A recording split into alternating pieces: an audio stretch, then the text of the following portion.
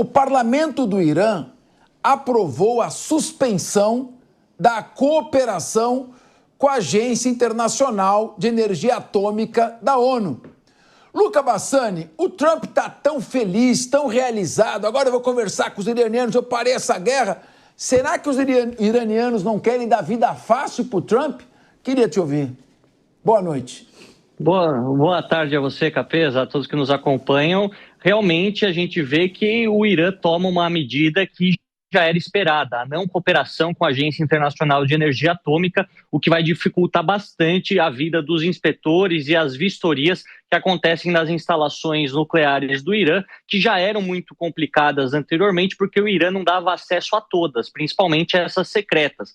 Vale a gente dizer que Fordo foi descoberta pelas agências de inteligência israelense, Mossad, americana, CIA, e britânica MI6 há cerca de 12, 13 anos, ou seja, é uma informação relativamente nova se a gente for olhar tantos anos de desenvolvimento nuclear do Irã. Ao mesmo tempo, alguns acreditam que há outras instalações ainda mais profundas do que Fordo que foram desenvolvidas, mas as inteligências ocidentais, israelenses, ainda não conseguiram ter essa notícia, essa informação de forma comprovada. Aquilo que a gente vê que também a falta de cooperação que agora o Irã promete com a Agência Internacional de Energia Atômica vai dificultar a vida de todo mundo em saber qual foi o verdadeiro grau de destruição do programa nuclear iraniano. Afinal, as informações são bastante divergentes. Enquanto israelenses dizem que o programa retrocedeu em alguns anos, que conseguiu alcançar os seus objetivos operacionais,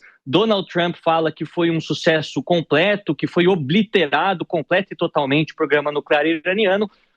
O Pentágono diz que os danos foram superficiais e que temos, então, apenas um retrocesso de alguns meses.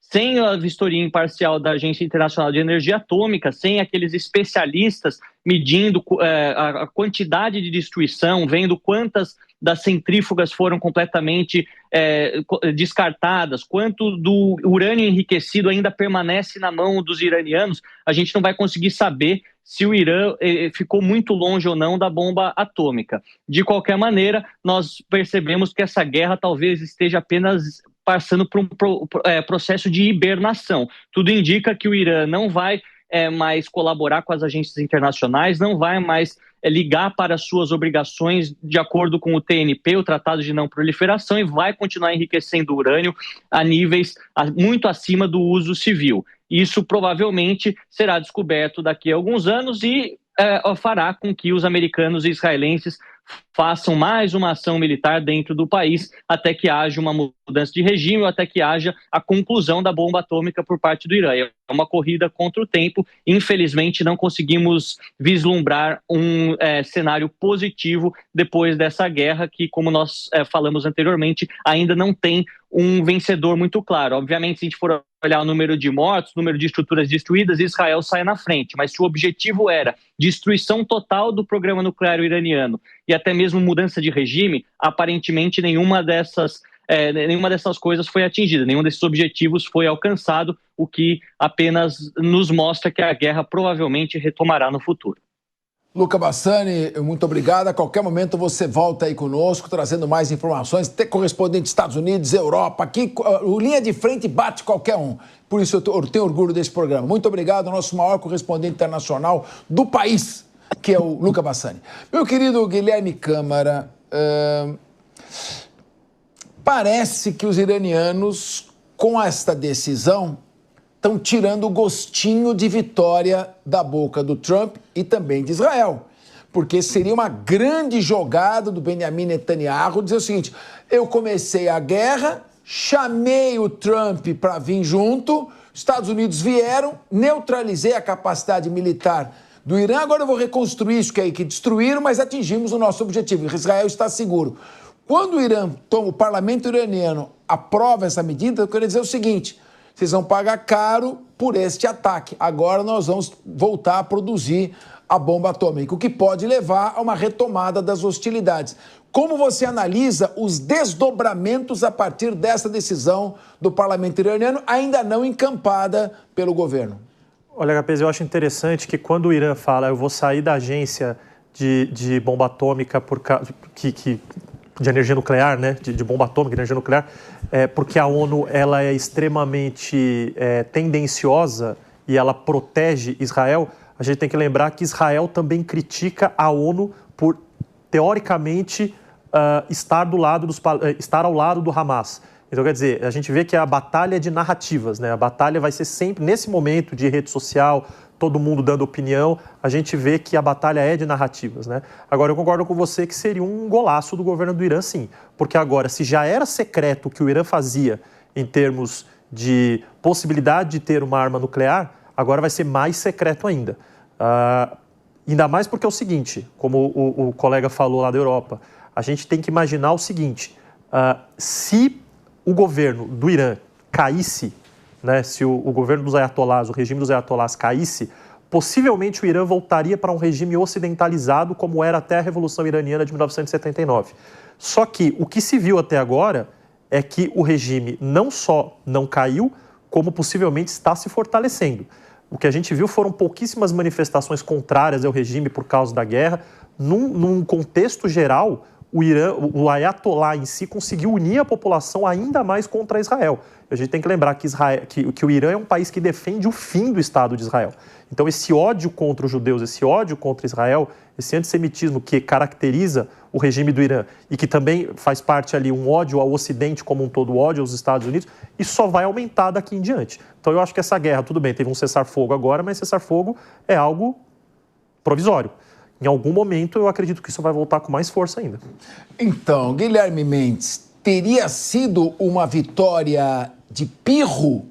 Ou seja, uma vitória meramente aparente, presumível?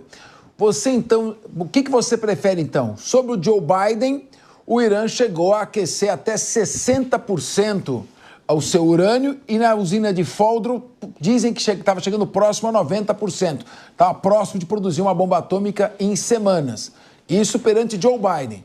Perante Joe Biden, a Rússia invadiu a Ucrânia. O Trump parece que tinha conseguido aí mais ou menos acomodar a situação.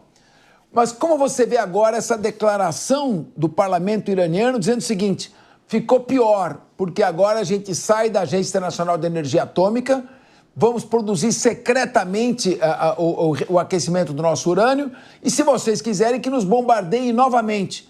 Será que o Trump vai ter que passar por esse desgaste novamente? Eu queria te ouvir, você que não tem nenhuma simpatia pelo Donald Trump e parece que ama os políticos de esquerda. Não, boa tarde, Capês, amigos de casa, amigos da audiência. Sem dúvida que essa decisão do Congresso iraniano esvaziou o plano, ou pelo menos o discurso de que havia a construção de uma solução apaziguadora e de paz, um acordo. Porque o que ficou bem claro é que, e também tem muita coerência essa decisão, né? Na medida em que os dados oficiais foram ignorados, vale aqui lembrar que a própria agência americana de controle de armas nucleares havia dito que esse risco da produção da bomba atômica pelo governo iraniano não era tão iminente como Israel colocou. Então aí a gente entra naquela série de narrativas. A mesma coisa a própria agência da ONU. Então quer dizer, o Estado do Irã assinou o Tratado de Não Proliferação de Armas e permitia a inspeção das suas instalações conforme o próprio acordo previa. A partir do momento que esses fatos, isso são fatos, isso não é opinião, esses fatos foram desconsiderados, Israel foi lá, inclusive sem a própria autorização e concordância dos Estados Unidos, e fez o bombardeio preventivo para, em tese, frear esse avanço na escalada do enriquecimento do urânio, o Irã, então, se viu desobrigado a cumprir qualquer tipo de tratativa dentro das regras do direito internacional. Ou seja, não faz de fato sentido, primeiro, a permanência no acordo de não proliferação de armas, mas me parece que esse ponto ainda não vai ser rediscutido. E também a subjugação, né, a avaliação da agência da ONU sobre a proliferação de energia nuclear.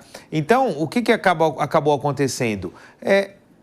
Me parece que era muito claro que o prolongamento desse embate não interessava a ninguém. Não interessava o Irã, não interessava Israel e muito menos aos Estados Unidos. Guilherme, agora todo mundo tem que Guilherme, contar uma Você vantagem. tá passando pano, Guilherme. Eu sou âncora, mas você está passando pano. Por quê? A Agência Internacional de Energia Atômica diz que o Irã já tinha aquecido a 60% urânio. 60% ele está muito próximo de chegar a 90% e produzir as armas nucleares. Se Israel não ataca, como é que fica? Vai esperar chegar a 100%? A produção do Irã? Isso é o que alega Israel, não há prova. Peraí, o Rodolfo Maris não está gostando do que você está falando, mas pode seguir aí, pode seguir. Não há provas. Veja, cada um, as coisas normalmente têm dois argumentos, né? Um bom argumento e o argumento verdadeiro. O argumento verdadeiro era que, de fato, Netanyahu tinha que prolongar o embate depois de ter praticamente acabado com Gaza e, de uma certa maneira, enfraquecido muito o Hamas, dada a sua condição política extremamente frágil, entre voltar para a cadeia e deflagrar uma nova guerra, ir para a cadeia e deflagrar uma nova guerra, ele preferiu deflagrar uma nova guerra e, com isso, ganhou mais alguns meses e mais a união do povo israelense em torno do seu governo, que já é um governo cambaleante. Essa foi a opção dele. Agora, se os motivos alegados são verdadeiros, nós jamais saberemos. Vale aqui lembrar, quando os Estados Unidos resolveu invadir o Iraque, também se falou em arma de destruição em massa, se falou em financiamento de grupo terrorista, chegou lá não tinha nada. O Iraque estava totalmente devassado, não tinha força militar alguma. E depois de feita a invasão, aquela catástrofe que a gente viu, depois, sobretudo, da morte de milhares de americanos e a saída repentina, o que culminou naquela catástrofe política que é hoje o Iraque, né? Ainda é. Hoje está melhor, mas a época foi muito mais grave. Então, essas histórias de guerra, cada um conta o que quer para poder sair bem na fita. É isso que está acontecendo. E o Trump também está fazendo isso com uma certa maestria, né? Eu parei a guerra da Rússia, eu vou parar a guerra do Iraque, do Irã. Mas, na verdade, a gente está vendo que o que fez as coisas acontecerem foi o desejo mútuo de não se desgastar mais num conflito, né? Tá, bom, tem uma coisa. O ataque dos Estados Unidos ao Iraque em 2003 estava na cara que estavam forçando a barra, que não mostravam onde estavam as armas de destruição em massa. Aqui foi um ataque, foi um pretexto pueril. E a destruição do Iraque levou ao surgimento do Estado Islâmico, no Daesh. Agora, aqui, o Guilherme Mendes, tem um relatório da Agência Internacional de Energia Atômica que o Irã já possuía 142 quilos de urânio enriquecido a 60%, que é próximo do nível de 90%. E eu até te dou razão, porque ele começou a aumentar o aquecimento depois que os Estados Unidos se retiraram do tratado de cooperação com o Irã, falando o seguinte: não, os Estados Unidos não vai respeitar nenhum tratado aí de não proliferação de arma nuclear com o Irã. O Irã então falou: bom, já que vocês se retiraram, eu vou aquecer.